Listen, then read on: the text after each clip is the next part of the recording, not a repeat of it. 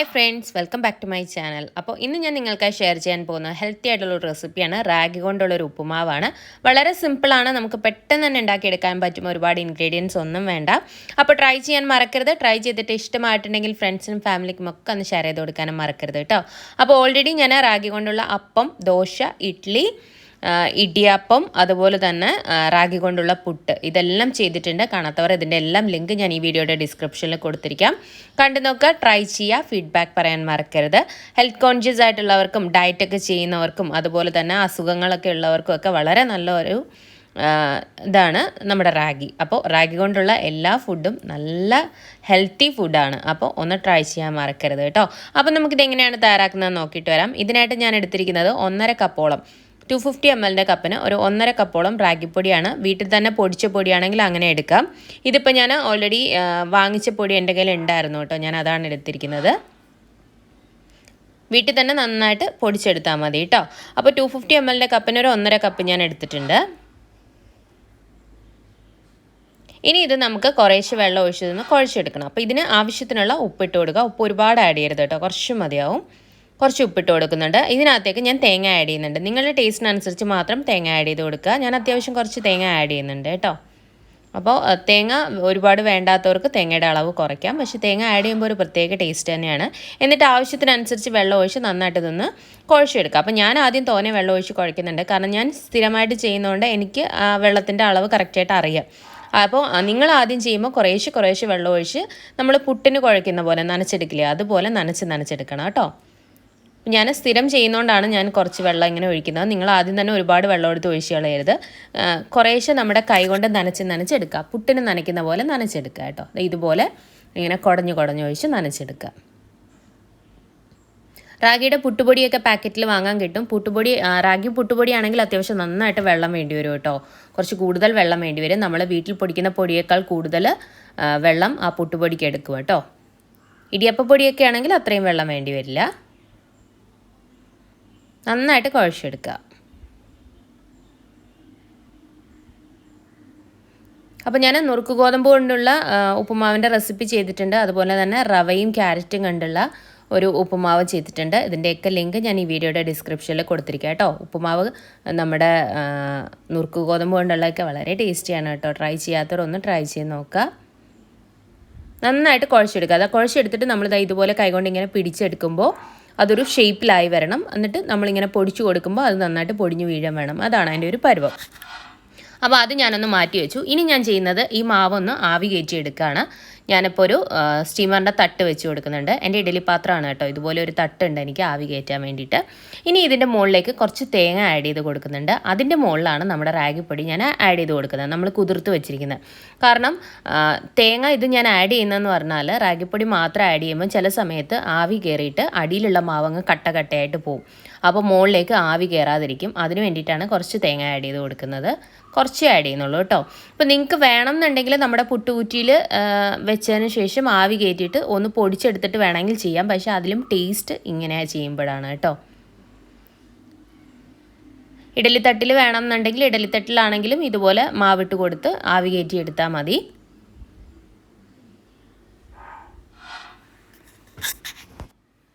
ഇനി നമുക്കിതിൻ്റെ മുകളിലേക്ക് നമ്മൾ നേരത്തെ കുഴച്ച് വെച്ചിരിക്കുന്ന മാവില്ലേ, വെള്ളം വെച്ച് നനച്ച് വെച്ചിരിക്കുന്ന നമ്മുടെ മാവ് ഇട്ട് കൊടുക്കുക കേട്ടോ ഇതിൻ്റെ മുകളിലേക്ക്. അപ്പോൾ ഇത് മൊത്തം നമുക്ക് ഇതിൻ്റെ മുകളിലേക്ക് ഇങ്ങനെ ഇട്ട് കൊടുക്കാം.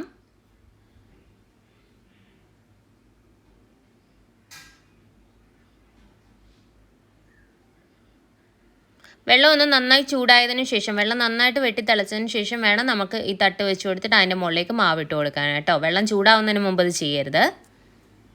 ആദ്യം തന്നെ ഇത് അടച്ച് വെച്ച് വെള്ളം ചൂടാക്കുക. വെള്ളം നന്നായിട്ട് തിളച്ച് തുടങ്ങുമ്പോൾ വേണം നമുക്ക് തേങ്ങ ഇട്ടിട്ട് മാവ് അതിനകത്തേക്ക് ഇട്ട് കൊടുക്കാൻ കേട്ടോ. അപ്പോൾ പെട്ടെന്ന് തന്നെ ആവി കയറും. അപ്പോൾ ഇനി നമുക്കിതൊന്ന് അടച്ച് വെച്ച് കൊടുക്കാം. ഒരുപാട് ഹൈ ഫ്ലെയിമിൽ വെക്കേണ്ട, നമുക്ക് മീഡിയം ടു ഹൈക്ക് ഇടയിൽ വെച്ച് കൊടുത്താൽ മതി.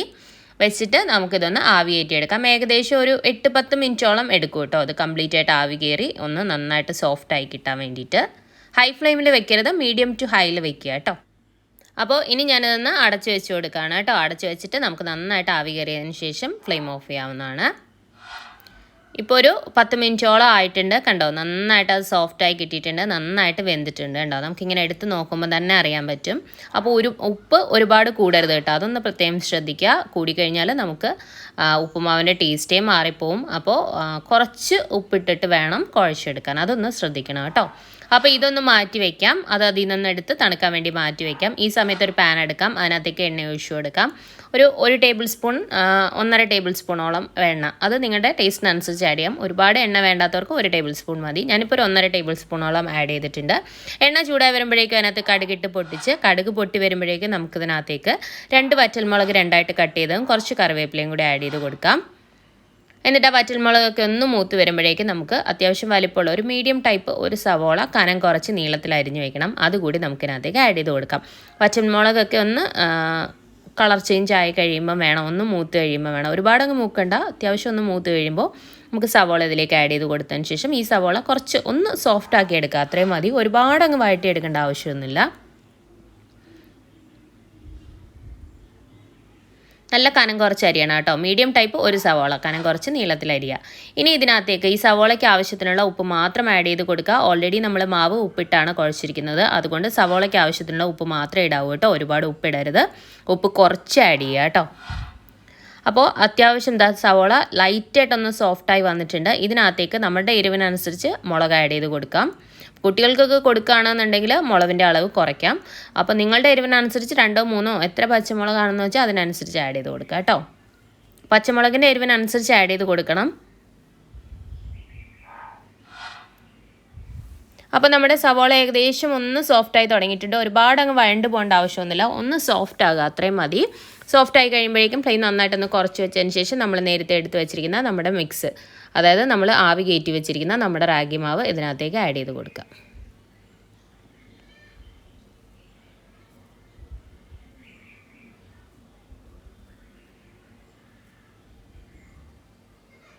ഇനി ഇത് നല്ലപോലെ നമുക്കൊന്ന് മിക്സ് ചെയ്ത് കൊടുക്കാം.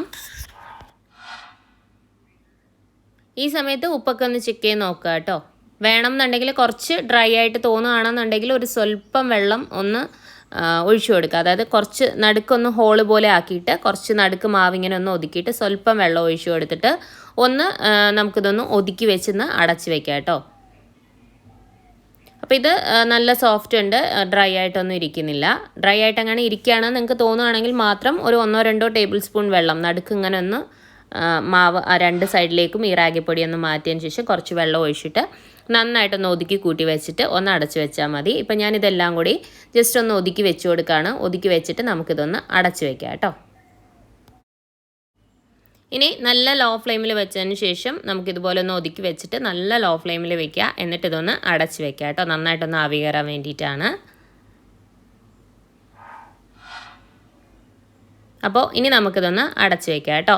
നല്ല ലോ ഫ്ലെയിമിൽ വെക്കണം, അത് പ്രത്യേകം ശ്രദ്ധിക്കുക.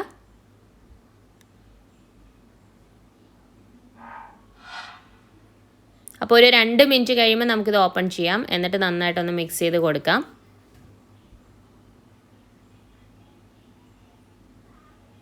നല്ല സോഫ്റ്റ് ഉപ്പുമാവാണ് കേട്ടോ, നിങ്ങളൊന്ന് ട്രൈ ചെയ്ത് നോക്കുക, ഉറപ്പായിട്ട് നിങ്ങൾക്ക് എല്ലാവർക്കും ഇഷ്ടപ്പെടുന്നതാണ്. നല്ല സോഫ്റ്റാണ് കേട്ടോ.